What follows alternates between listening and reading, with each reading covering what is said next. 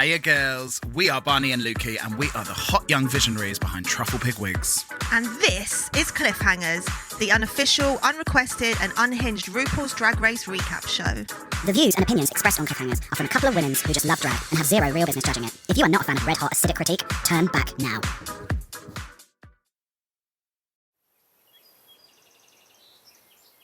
I got a hangover, whoa.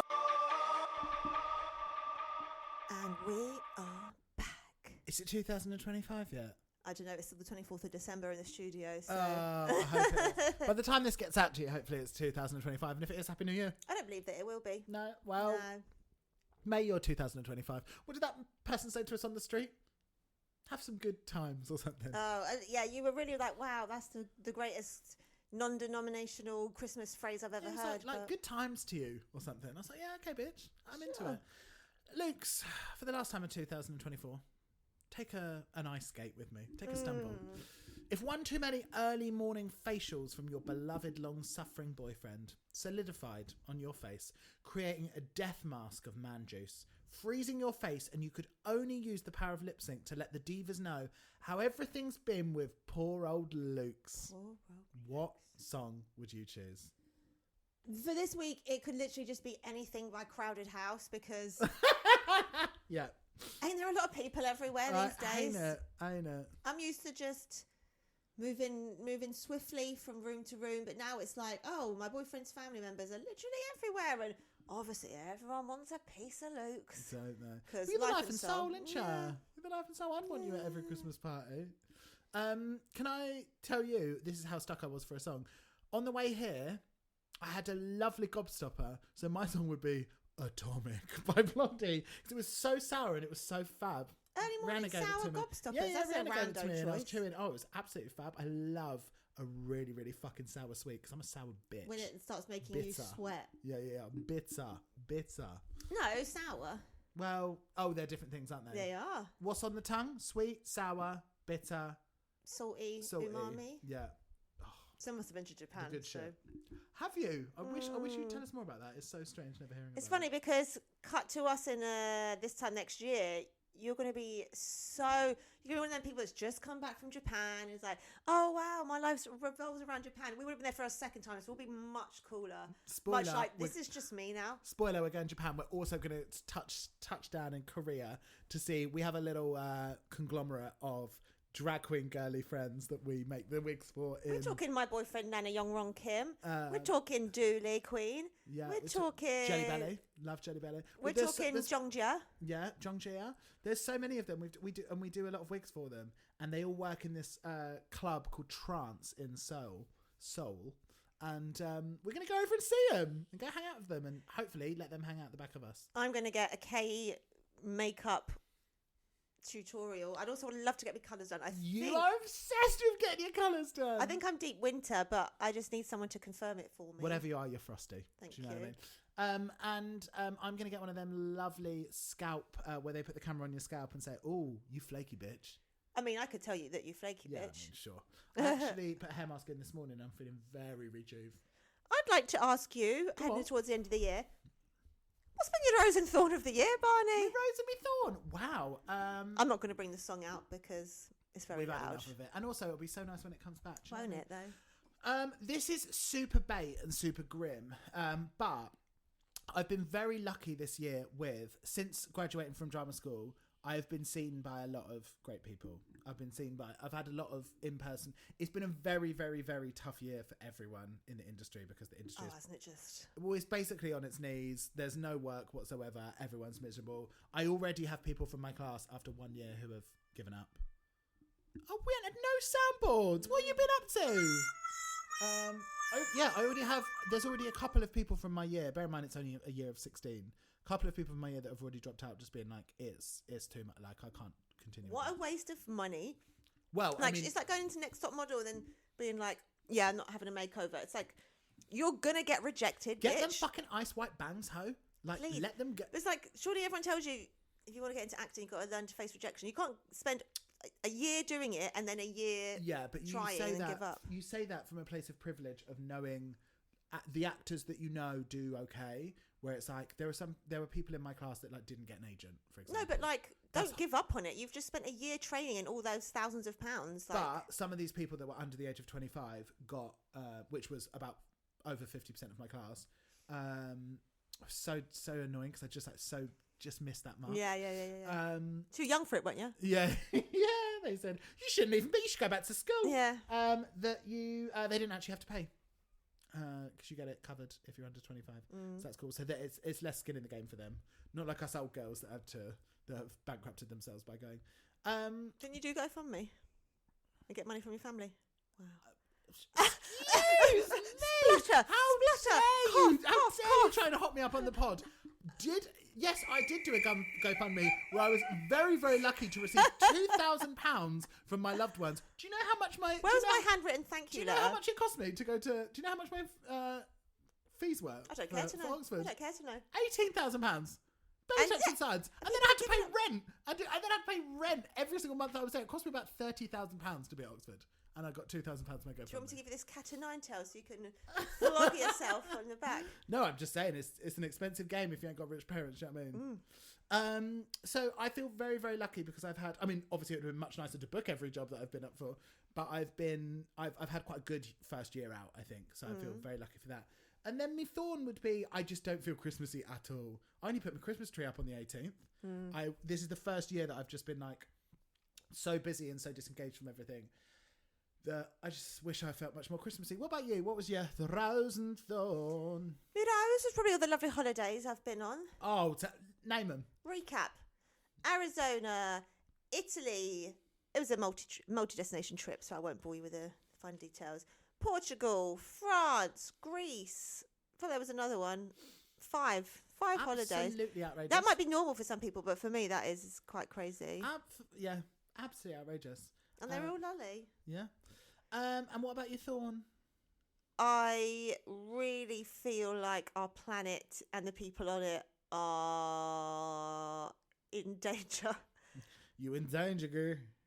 Our planet's gonna die. Everyone is gonna get murdered by a bomb or by just like fucking anti-trans terrorists. And there's not enough Luigis in the world to go around. You know what's gonna be so cute though?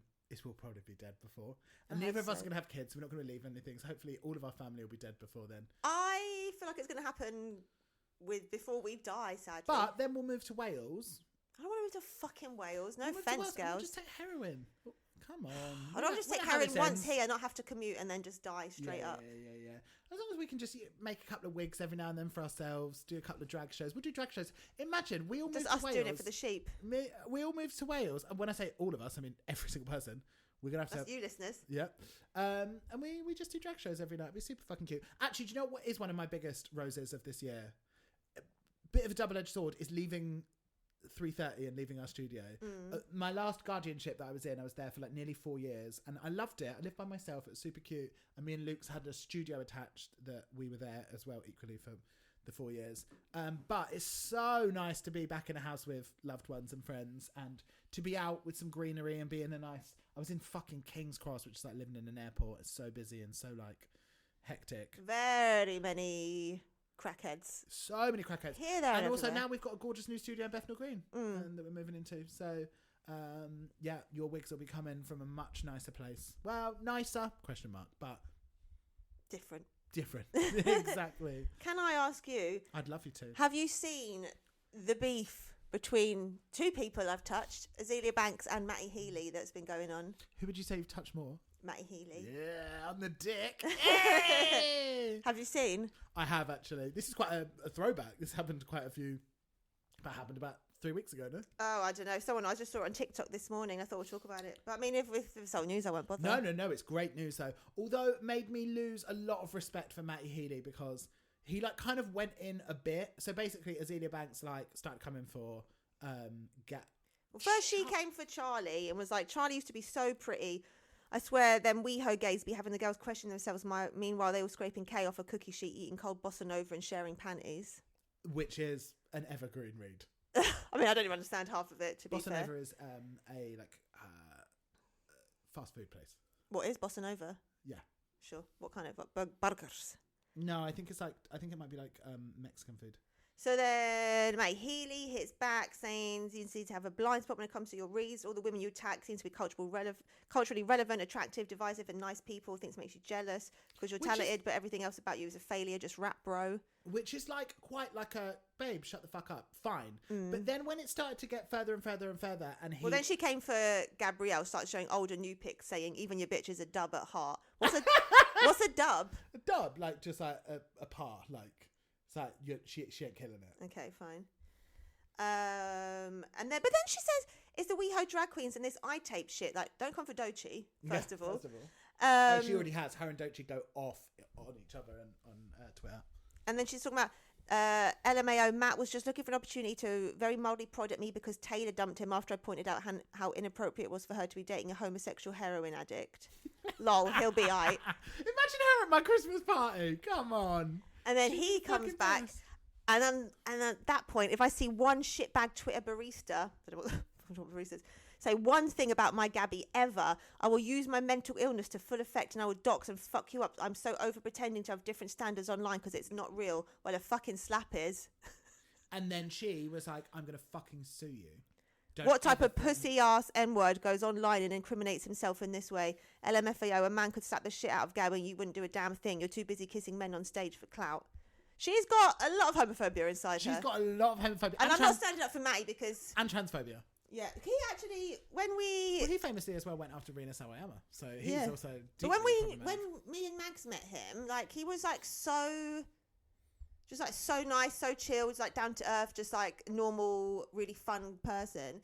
And then she saw him like a couple of years after they got big and she was like, yeah, like fame's starting to hit. And then we see that he's fucking creating panic in fucking Asia by saying that they should stop homosexuality being illegal and then that punishes the whole thing. And then he's eating the raw meat on stage. So it's like, he is definitely off the rails. He's on a fucking mad one, isn't he? Yeah. But he does get to have sex with Gabrielle, which is truly medicine for the soul, I imagine. And then he goes, and then he replies to Azealia saying, that bitch looked like Frankenstein to me. You look like you both share needles. Then he goes, I know you think your life is some episode of The Library's Open, but I'm not the one. So he's given a little bit of clickety. Yeah, okay, diva. Talk to me like that. I'm not going to side-eye you at an awards do. I'll fucking slap you so hard I'll get a Guinness World Record for the highest a rat some bitch calls a wig has ever flown. That is so... He is so Miss Diva Boots. Like, he's saying Diva. all of these things. It's like on that dating program when the guy came out as bisexual and then the woman was like, oh, I don't like that, and he's like, well, it's a cheap fucking wig anyway, bitch. Yeah, like, it's like you're not really doing much to prove that you're not just out here kissing other men for clout, being like, listen up, you fucking diva slut. Like, okay, calm down. And then she comes to post a long ass thing, picture of his teeth saying they look like White Castle onions. It's clear you don't floss enough, you don't use the right, you should quit cigs, blah blah blah blah blah. Like, it's literally all about like a Philips electric toothbrush and a Waterpik flosser. It's just all like dental tips. Dental oral hygiene tips. It is so funny because you just would never go up against Azealia. She is the fucking hottest, quickest mouth on the scene. Well, then he comes back. And then apologises. Well, yeah, I'm just having fun with my friends on the computer. I'm going to delete that tweet. That was not cool, even if I was angry. But yeah, I feel like if you're threatening to hit a woman openly, that's... But chat shit get cute. banned is the famously. But I mean, yeah, don't fucking... I think that's quite lame, personally. What a whole thing that was. In the true spirit of internet dramas going on this week, did you see that Timothée Chalamet, he said that his number one pick for the best female rapper of all time is, take a guess? Well, mine would be Missy Elliott. He said that, fuck, you've just ruined my next section. He said that his would be his fellow LaGuardia alumni, Miss Onika Mirage. And I was going to ask, top three, who do you think are the top three best female rappers of all time? Well, like I don't really know that much Kim, to be honest. I don't really know that much about like the 90s girls like Foxy Brown and things like that. Like I know like the hits, but I don't really know. I can't have an educated thing. I would just say Missy, Misdemeanor. That's Missy. Misdemeanor Elliot. Yep. Love. And if she doesn't bring that fucking tour with Busta and Sierra over to the UK, I'm going to die. Because Busta's my number one guy. Yeah. I would say that my top three were Missy, Lil' Kim, and... Alicia Dixon. And Megan. I think Megan's flow is so gorgeous. I love her. Yeah, I love Megan to bits, but like I find that she's more of a serious rapper, whereas I kind of like party music. So Yeah, you like it a bit silly, didn't you? yeah. Even though she does do a lot of booty stuff and talking about sex, which I enjoy, but yeah, I think like And she, I don't like. I find her music. Woman. What? You know, she's giving you that sapphic woman-loving woman undercurrent. But sometimes her music like kind of passes me by a little bit. Yeah. Obviously, I love the visuals. Can we talk about a recommendation of the week? A little song, a little TV, a little film. What would you recommend this week? I can't recommend higher the I Spit on Your Grave trilogy. What is this? So the first one is about this woman. She is a writer. She goes off to this like cabin in the woods on her own. Yeah. And basically, It's a bit of time for ME. but then of course she gets gang raped, tortured, left for dead. So the first half, not so much time for her actually. No, time for others actually. time for others. But then you know she really takes back the me time, because the second half of the film is her picking them off one by one with some insane brutal murders. I'll tell you a good death from each of the films. So you know the gay one from Mean Girls. I want my picture back. Daniel Francese. The big round head. Daniel Francese. He is in it. He's one of the baddies. All I remember about him is he got his cock out on Looking. That's all I remember about him. Looking. Yeah. So with him, he's knocked out. Then he wakes up and he's like tied up with his back against a tree. Strung up like a big gammon. Just sitting on the floor, tied up against a tree. You don't need to interject